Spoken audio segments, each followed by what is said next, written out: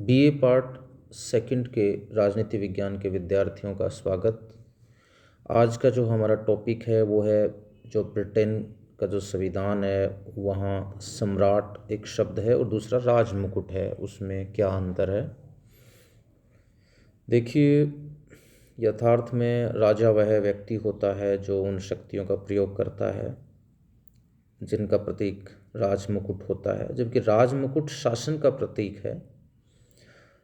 प्राचीन काल में भी यही अंतर था, पर उस समय इसका कोई वैधानिक यानी कानूनी महत्व नहीं था, क्योंकि उस समय राजा व राजमुकुट में कोई अंतर नहीं था। राजा राजमुकुट था तथा राजमुकुट राजा था, और राजमुकुट की सभी शक्तियों का प्रयोग राजा स्वयं करता था। पर राजतंत्र के लोकतंत्रीकरण के फलस्वरूप राजा व राजमुकुट के भेद का बड़ा महत्व हो गया है, यानी उनमें अंतर किया जाने लगा है। और उस अंतर को हम स्पष्ट करते हैं बिंदुओं के अंतर्गत। पहला बिंदु है राजमुकुट एक संस्था है तथा राजा एक व्यक्ति है। राजा और राजमुकुट में एक बड़ा अंतर यह है कि राजा एक व्यक्ति है और राजमुकुट एक संस्था है। उसको हम एक इंस्टीट्यूशन, एक ऑफिस बोल सकते हैं। निरंकुश राजतंत्र के स्थान पर ब्रिटेन में अब वैधानिक राजतंत्र है, यानी सीमित राजतंत्र है। इसका अभिप्राय यह है कि पहले जो शक्तियाँ और विशेषाधिकार राजा को व्यक्तिगत रूप से प्राप्त थे वे अब राजमुकुट यानी क्राउन में ट्रांसफ़र हो गए हैं। वहाँ एक विद्वान है ओक, उनके अनुसार आजकल क्राउन एक संस्था, एक कार्यालय, एक कृत्य बन गया है, यानी एक कार्य बन गया है। उनके ही शब्दों में क्राउन वह संस्था है जिसका धीरे धीरे वे सभी परंपराएं, परमाधिकार और शक्तियाँ उसको हस्तांतरित की गई हैं जो कभी व्यक्तिगत रूप से राजा को हुआ करती थी। क्राउन रूपी संस्था में राजा या रानी, मंत्री एवं संसद तीनों शामिल हैं। तो बच्चों, ये ध्यान रखने वाली बात है कि जो क्राउन होता है वो एक इंस्टीट्यूशन है, संस्था है, जिसमें राजा या रानी, मंत्री एवं संसद ये तीनों उसमें इंक्लूड होते हैं। दूसरा अंतर है वो राजा नश्वर है, राजमुकुट अमर है। क्योंकि व्यक्ति होने के नाते राजा मरता है और मरते रहते हैं, परंतु राजमुकुट जो एक संस्था है वो अमर है, वो चलती रहती है। हेनरी, एडवर्ड या जॉर्ज मर सकता है, लेकिन सम्राट इन सबसे अधिक जीवित रहता है, क्योंकि वो एक इंस्टीट्यूशन है, एक ऑफिस है, वो चलती रहेगी। इसका अभिप्राय भी यही है कि सम्राट व्यक्ति के रूप में तो मर सकता है, लेकिन उसका जो पद है जिसे हम राजमुकुट कहते हैं वो तो चलता रहेगा। तीसरा अंतर है राजा मूर्तिमान है, राजमुकुट अमूर्त है, यानी राजा का तो एक शरीर होता है, लेकिन जो राजमुकुट है वो एक अमूर्त विचार है, एक अवधारणा है, यानी वो दिखाई नहीं देता, एक पद है, फिजिकली दिखाई नहीं देता, वह एक अदृश्य चीज़ है। तीसरा जो अंतर है वो राजा राजमुकुट का अंग है। हम पहले भी देख चुके हैं कि राजमुकुट एक बड़ा शब्द है, उसके अंतर्गत राजा या रानी, मंत्री एवं संसद तीनों आ जाते हैं। तो राजमुकुट एक बड़ी चीज़ है और राजा उसका एक पार्ट हो गया। तो ये तीसरा अंतर है। नेक्स्ट जो अंतर है वो राजमुकुट के पास विशाल शक्तियाँ हैं, राजा केवल एक रिवाज के तौर पे प्रधान है। कि राजमुकुट ब्रिटिश संविधान की ऐसी आधारशिला है जिसके ऊपर संपूर्ण संविधान टिका हुआ है।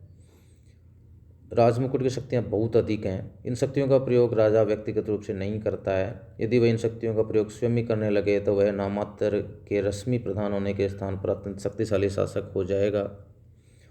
नेक्स्ट जो अंतर है वो है राजमुकुट के कार्यों के लिए राजनीतिक दृष्टि से मंत्री उत्तरदायी होते हैं, क्योंकि उसकी शक्तियों का प्रयोग मंत्री करते हैं, मंत्रियों के सलाहानुसार ही वो कार्य करता है। नेक्स्ट जो अंतर है वो सम्राट व्यक्तिक है, राजमुकुट सामूहिक है। सम्राट का रूप व्यक्तिक है, राजमुकुट का रूप जो है वो कलेक्टिव है, यानी सामूहिक है। राजमुकुट की शक्तियों का प्रयोग एक व्यक्ति नहीं होकर के अनेक व्यक्तियों द्वारा होता है, अतः राजमुकुट का रूप सामूहिक है तथा शक्ति का प्रयोग करने वाले इस समूह में राजा, संसद, मंत्रिमंडल और लोक सेवा के सदस्य शामिल होते हैं। अब हम राजमुकुट शब्द का अर्थ देख लेते हैं। राजमुकुट जो है वो राज्य सत्ता का प्रतीक है, जिसे राजा राजपद पर आरूढ़ होते समय अपने मस्तिष्क पर धारण करता है, अपने मस्तक पर धारण करता है। आजकल राजमुकुट ने कानूनी महत्व ग्रहण कर लिया है। राजमुकुट राज्य की सर्वोच्च कार्यपालिका शक्ति है तथा इसमें सर्वोच्च सत्तावान संसद और मंत्रीगण शामिल हैं। हम पहले भी बता चुके हैं कि राज मुकुट जो क्राउन शब्द है उसमें संसद भी आ जाती है, मंत्री भी आ जाते हैं और राजा या रानी भी आ जाती हैं। हरमन फाइनर ने लिखा है कि क्राउन राजनीतिक शक्तियों के असली केंद्रों के ऊपर एक अलंकृत उपाधि है। हम राजमुकुट की शक्तियों पर चलते हैं, उसके कार्यों पर चलते हैं। राजमुकुट की शक्तियों के दो स्रोत हैं, एक तो विशेषाधिकार हैं और दूसरा संविधि यानी स्टैच्यूएट। विशेषाधिकारों की बात करते हैं तो उसके 6 प्रकार के विशेषाधिकार हैं। उसको संसद को आमंत्रित, स्थगित और भंग करने का। दूसरा है मंत्रियों और न्यायाधीशों की नियुक्ति करने का। तीसरा जो है वो है नए पीयर बनाने का। नेक्स्ट जो है वो युद्ध की घोषणा करना अथवा संधि करने का। फिर है अपराधियों को क्षमा करने का और छठा है नियमों को स्थापित करने का। दूसरे प्रकार की उसकी शक्तियों का स्रोत संविधि होती है, यानी संसद जो कानून बनाती है उसको संविधि कहा जाता है। सम्राट की शक्तियों का दूसरा स्रोत वे कानून है जिसके द्वारा समय समय पर संसद ने राजमुकुट की शक्तियों की परिभाषा की है, उनमें कटौती की है अथवा उन्हें सीमित या व्यापक बनाया है। उनमें से कुछ शक्तियाँ इस प्रकार हैं, जैसे विभिन्न प्रशासकीय विभागों के संचालन से संबंधित अधिकार, स्थानीय अधिकारियों पर नियंत्रण रखने का अधिकार आदि। अब हम राज मुकुट की शक्तियों पर चलेंगे। 4 प्रकार की शक्तियाँ हैं, कार्यकारी शक्तियाँ, विधायी शक्तियाँ, न्यायिक शक्तियाँ और धार्मिक शक्तियाँ। राजमुकुट की कार्यकारी शक्तियाँ इस प्रकार हैं, जैसे कि वह राष्ट्रीय कानूनों का पालन करवाता है, वह प्रधानमंत्री को अपॉइंट करता है और उसकी सलाह से अन्य मंत्रियों को अपॉइंट करता है, वह अन्य उच्च प्रशासकीय अधिकारियों तथा न्यायाधीशों को भी नियुक्त करता है, जजेस को, और साथ में कुछ उच्च एडमिनिस्ट्रेटिव ऑफिसर्स को। वह न्यायाधीशों को छोड़ अन्य अधिकारियों को अपने पद से हटा भी सकता है। वह सेना का चीफ माना जाता है। वह शासन पर नियंत्रण रखता है। इंग्लैंड के विदेशों से संबंधों का संचालन उसी के नाम से होता है। वह अन्य देशों में ब्रिटेन के राजदूत, वाणिज्य दूत जो होते हैं, कॉन्सुलेट, उनको नियुक्त करता है। वह अन्य देशों के राजदूतों से परिचय पत्रों को ग्रहण करता है। वह उपनिवेशकों के शासन की देखभाल करता है। वह उपनिवेशों के गवर्नरों तथा अन्य उच्चाधिकारियों की नियुक्ति करता है। वह स्थानीय सरकारों के कार्यों की देखरेख तथा नियंत्रण करता है। तो इस तरीके से ये उसकी हैं। अब हम चलते हैं राजमुकुट की विधायी शक्तियों पर। राजमुकुट को कुछ व्यवस्थापन शक्तियाँ भी प्राप्त हैं, विधायी शक्तियाँ भी प्राप्त हैं। वस्तुतः ये शक्तियाँ राजमुकुट व संसद की सम्मिलित रूप में हैं, जॉइंटली हैं, यानी दोनों मिलकर के जो है वो इसका उपयोग करते हैं। वैधानिक दृष्टि से इंग्लैंड में कानूनों का निर्माण राजा से संसद करता है, यानी राजमुकुट संसद को बुला सकता है और भंग भी कर सकता है। वह नए पीयर बनाने की अपनी शक्ति के द्वारा कानून निर्माण पर भी प्रभाव डाल सकता है। संसद द्वारा पारित प्रत्येक विधि पर राजा की सैंक्शन भी जरूरी है। सम्राट संसद के समक्ष उद्घाटन भाषण देता है। राजमुकुट अध्यादेश निकाल सकता है। वह उपनिवेश के संबंध में घोषणा करता है। राजमुकुट प्रदत्त व्यवस्थापन की व्यवस्था के अंतर्गत अनेक नियम तथा उपनियम बनाता है। अब हम उसकी कुछ न्यायिक शक्तियों की चर्चा करते हैं। राजमुकुट न्याय का भी स्रोत है। वह सभी न्यायालय राजमुकुट द्वारा स्थापित किए जाते हैं। राजमुकुट ही न्यायाधीशों की नियुक्ति करता है। समस्त फौजदारी मुकदमों पर राजमुकुट विचार करता है। राजमुकुट प्रिवी काउंसिल की न्यायिक समिति की राय पर उपनिवेशों तथा कुछ डोमिनियनों से आने वाली अपीलों को भी सुनता है और दंड के अधिकारों का भी प्रयोग करता है और क्षमा के अधिकारों का भी प्रयोग करता है। अब हम उसकी धार्मिक शक्तियों पर चलते हैं। राजमुकुट कुछ धार्मिक शक्तियाँ भी प्राप्त हैं। एंग्लिकन और प्रेस्बिटेरियन चर्च राज्य के अवयव रूप में हैं। उनका नियंत्रण राजमुकुट अथवा संसद द्वारा ही होता है। इंग्लैंड के स्थापित चर्च के प्रमुख होने के नाते वह कैंटरबरी तथा यॉर्क आर्च बिशपों, मिशनों तथा अन्य चर्चों के पदाधिकारियों को नियुक्त करता है। राजा की अनुमति से ही चर्च और इंग्लैंड की राष्ट्रीय सभा की समस्त कार्यवाहियाँ होती हैं। सम्राट चर्च के अंतर्गत अनुशासन संबंधी विषयों का सर्वोच्च अधिकारी भी होता है। इसको कुछ उपाधियाँ संबंधी शक्तियाँ भी प्राप्त हैं। क्राउन को सम्मान या का स्रोत भी माना जाता है। वह सार्वजनिक सम्मान और उपाधियाँ प्रदान करता है। ये उपाधियाँ वर्ष में 2 बार विशेष सेवा के लिए प्रदान की जाती हैं। तो इस तरीके से ये राजमुकुट की शक्तियाँ थीं। अब हम देखते हैं कि जो शासन में राजा या रानी है उसकी वास्तविक स्थिति क्या है। तो निम्न शीर्षकों के अंतर्गत हम उसको स्पष्ट कर सकते हैं कि सम्राट कोई गलती नहीं कर सकता क्योंकि वो नॉमिनल हेड है, वो वास्तव में कार्य नहीं करता है। दूसरा जो है वो गोल्डन जीरो है, उसका नाम बहुत बड़ा है, सारे कार्य उसके नाम से होते हैं, लेकिन वास्तव में जो है वो उतना प्रभावी नहीं है। सम्राट राज्य करता है, शासन नहीं करता है। सम्राट के कतिपय कुछ विशेषाधिकार भी हैं, सम्राट शासन को प्रभावित कर सकता है। तो इस प्रकार की चीज़ें हैं जो उसकी वास्तविक स्थिति को दर्शाती हैं। अब हम चलते हैं कि जो इंग्लैंड में राजपद है उसका औचित्य क्या है।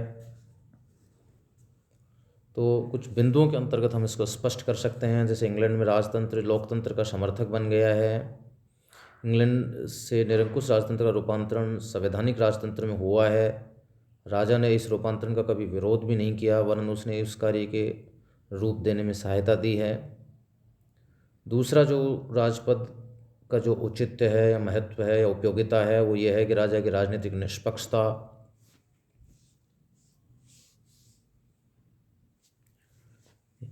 यानी इंग्लैंड में जो राजा है वो किसी राजनीतिक दल का साथी जो है वो नहीं है। विविध दल जब शक्ति प्राप्त करके सरकार बनाते हैं तो वो उनका समान रूप से स्वागत करता है। अंततः सब राजनीतिक दल भी उसका समान रूप से आदर करते हैं। तीसरा जो है अंग्रेजी जो जाति है, अंग्रेज जाति राजतंत्र के पक्ष में है। एक लेखक के अनुसार जेम्स प्रथम के राज्यकाल के बाद ब्रिटिश राजतंत्र कभी सुरक्षित नहीं था जितना कि आज है, और नए इतिहास में आज के जैसा उसे कभी सम्मान प्राप्त हुआ है। राजपद के सतत अस्तित्व का कारण ब्रिटिश जनता की रूढ़िवादिता है। इंग्लैंड के लोग स्वभाव से ही रूढ़िवादी हैं। ये अपनी प्राचीन संस्थाओं को बनाए रखना चाहते हैं तथा उनमें किसी भी प्रकार का क्रांतिकारी जो है परिवर्तन पसंद नहीं करते हैं। नेक्स्ट जो है वो राजतंत्र के पक्ष में जनमत का परिवर्तन। वर्तमान में जनमत राजतंत्र के पक्ष में है।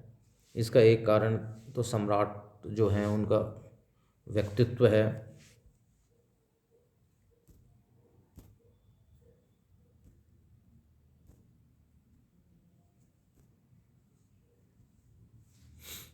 महारानी विक्टोरिया का शासनकाल बड़ा सुदीर्घ और एकनिष्ठ रहा था। सन 1870 के बाद देश ने उन्हें राष्ट्रीय प्रतीक के रूप में मानने भी लगा था और उन पर गर्व भी करने लगा था।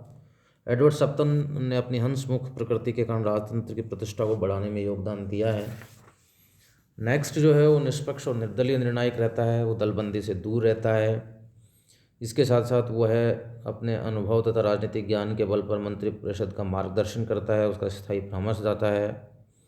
संसदीय प्रणाली में राजा एक आवश्यकता है क्योंकि संसदीय शासन प्रणाली के एक संवैधानिक अध्यक्ष की आवश्यकता होती है। राजा उस आवश्यकता की पूर्ति करता है।